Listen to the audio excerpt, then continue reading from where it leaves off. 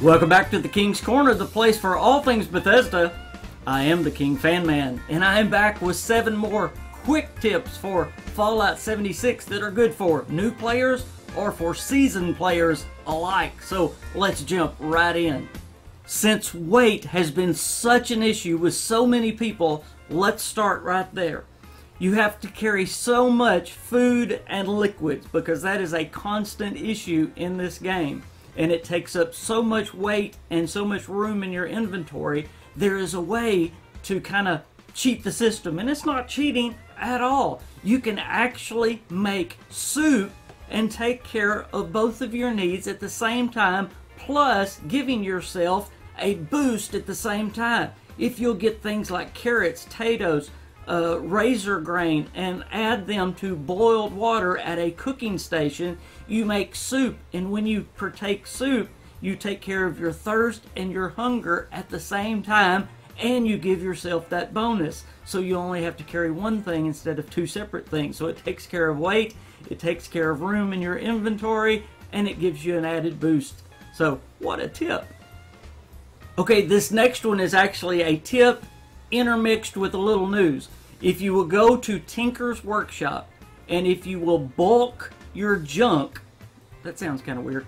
If you will bulk your junk, you use plastic to make all your steel, your wood, all that into bulk, it actually reduces the weight of all your junk. And Bethesda made it now where all of them, it reduces the weight. Used to, it was only a couple of them were reduced. Now, just almost overnight, Bethesda made it where all of them will do that. So go to find a Tinker's Workshop, and if you have extra plastic, which normally everybody does, make all of your junk into bulk junk, and it will reduce the weight significantly of all your junk. So another great tip to save on weight.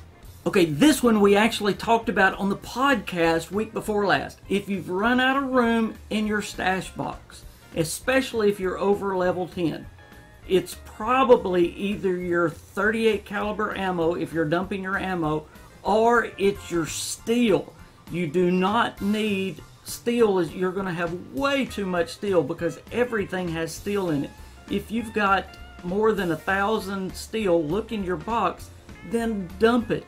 And the best, if you want to be very nice, go up to Vault 76, especially if you've got 38 ammo in your inventory. I told y'all this a couple of weeks ago. Go up to Vault 76 and drop it at the door. There'll be a lot of people happy. Or stand there until somebody comes and start handing it out if you want to be really nice. Get rid of that 38 ammo. You're never going to use it again. Get rid of some of your steel out of your stash box.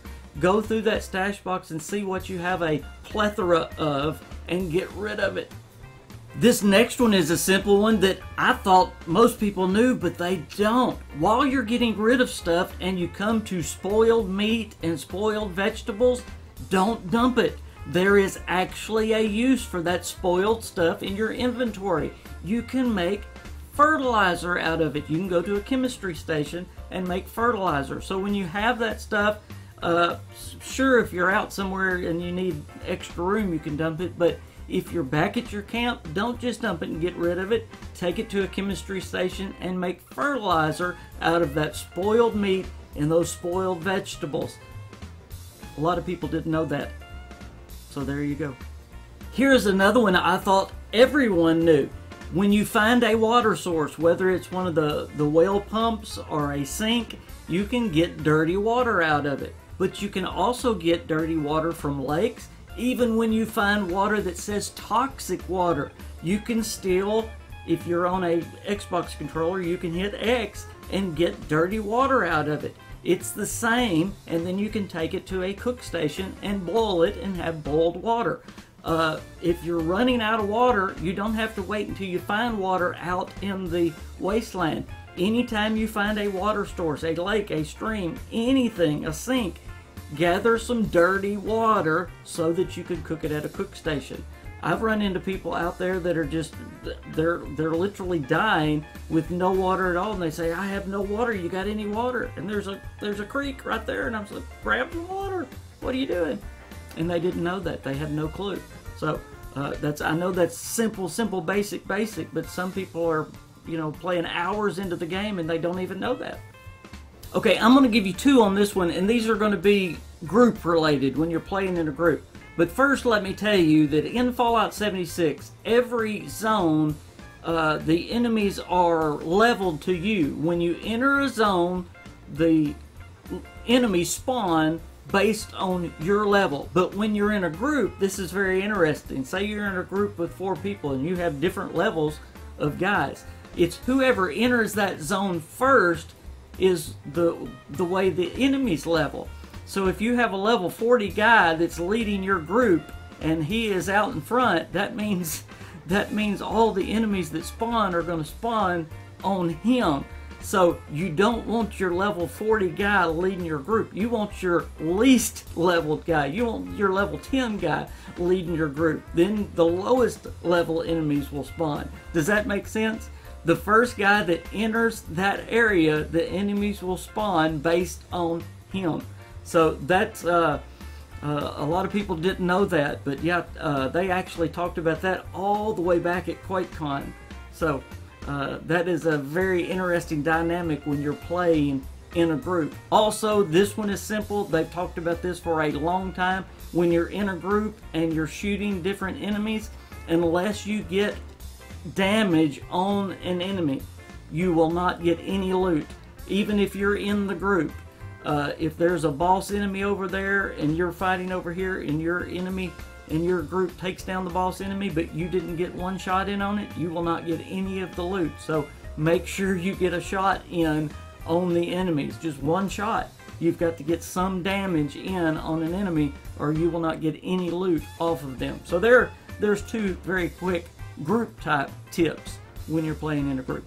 And for number 7, I'm going to give you 3 just real quick and easy ones. Number 1, everywhere you go, try to carry a gas mask with you. I don't care where you're going. A gas mask weighs 0.1 pound, so it don't weigh anything. Carry it with you or wear it. I know it don't look very good, so carry it wherever you go. This game, you need a gas mask wherever you go. I promise you, if you've not run into an area yet in Fallout 76 where you need one, there are areas where you're going to have one.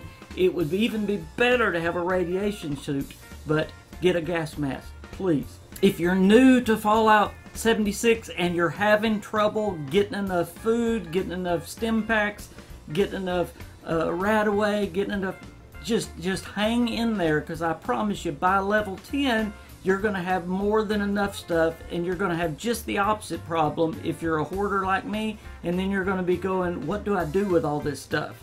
And you're going to find yourself selling a lot of it because you're going to be overweighted. You're going to have just the opposite problem. So just hang on, okay? You'll get there, I promise. And my tip to people over level 10 is sell that stuff. In your aid category, sell, sell, sell. That's where I sell and make my money. I don't use the drugs because, number 1, they cause thirst. If you didn't know that, they cause major thirst. But you've probably got drugs that you're carrying around that you're never going to use, or you've got food and all kinds of aid things that you're never going to use.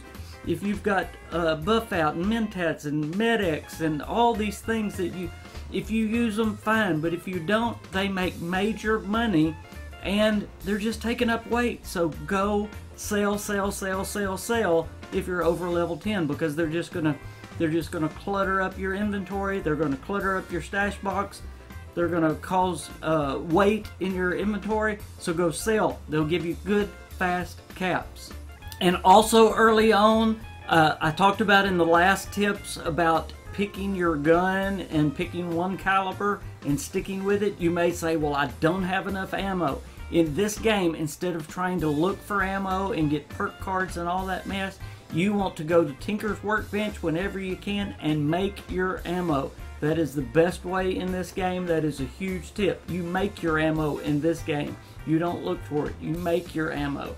Now, later on, you're not going to have to, because you're going to find enough. I'm talking about early on. You need to make it early on, and then, like after level 10, you'll be fine. Unless you're using like a 44, then you might, or a shotgun, you might still have to make some. But make your ammo early, and you'll be good. I hope you found those tips very helpful. By the way, I have to give a huge shout out to Manos for giving me a lot of those tips. Thank you, sir. And by the way, if you guys have any tips that you think that might be helpful to the subscribers out there, send them on. Message me on Twitter or Facebook. I would love to put them on in a video like this, or post them on Facebook, Twitter. Share them, because we need to get those tips out there and help people in this game. That's what this is all about. That's what this channel is all about. So if you would like to help me with content anytime, I would appreciate that, absolutely. But I hope you enjoyed this video, but more than that, I hope it helped you very much. Thank you as always for getting your Bethesda content right here at the King's Corner. I appreciate everything y'all do for me. Be sure and check all my links. As always, if you're not a subscriber, please click that button, and hey, share this video and tell somebody about the KingFanMan. And as always, y'all consider becoming a supporter of this channel, but I know every one of you are a supporter, and I want to thank you for that. I am the KingFanMan, guys, and I will see you out there in the waste of West Virginia. Bye, guys.